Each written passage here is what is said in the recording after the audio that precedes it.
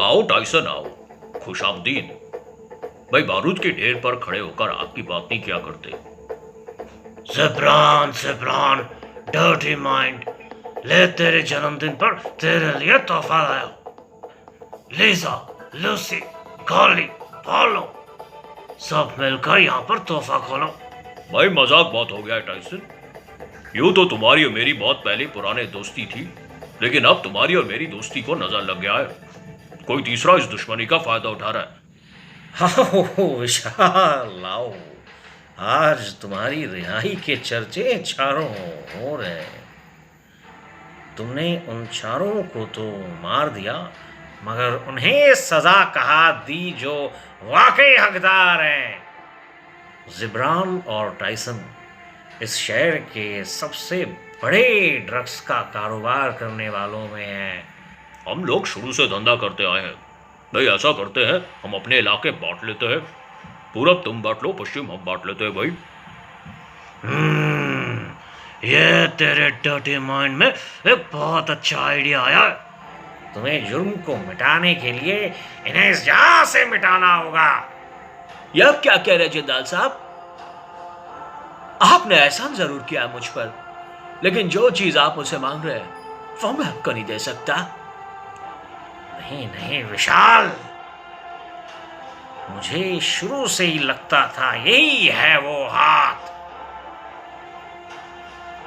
जिनमें मैं अपनी क्रांति की ज्वाला की मशाल थमा सकता हूं।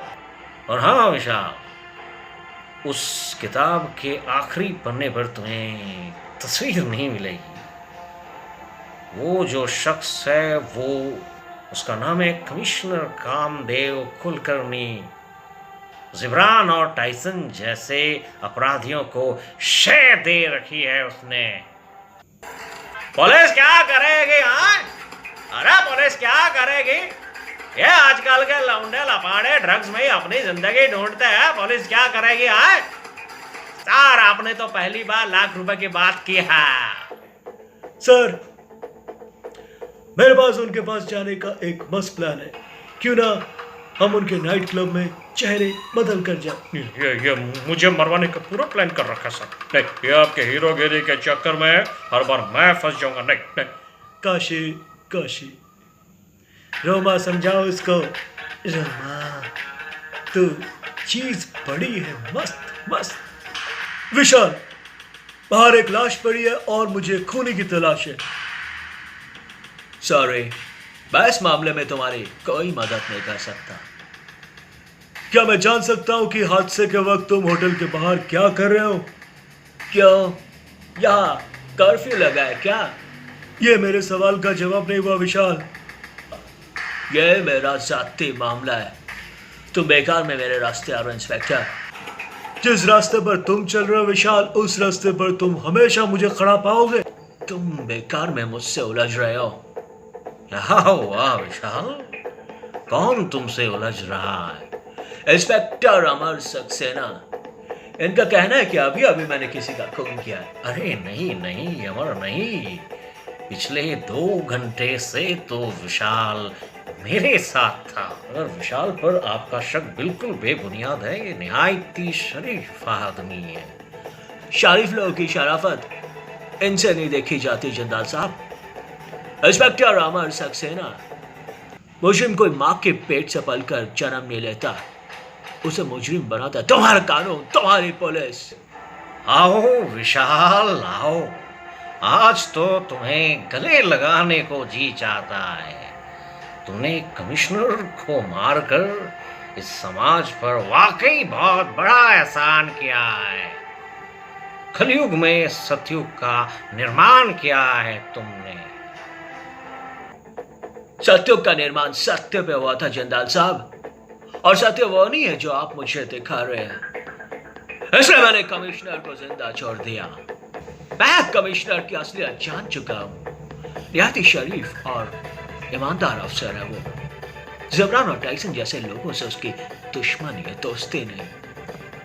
फिर भी आपने मेरे आगे उसकी गलत छवि रखी। आपने ऐसा क्यों किया जिंदाल साहब? ऐसा क्यों किया?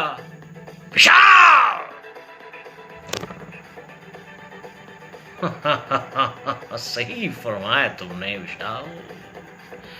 मुझ पर यकीन करके तुमने वाकई बहुत बड़ी गलती की है। तो तुम देख सकते हो, हाँ?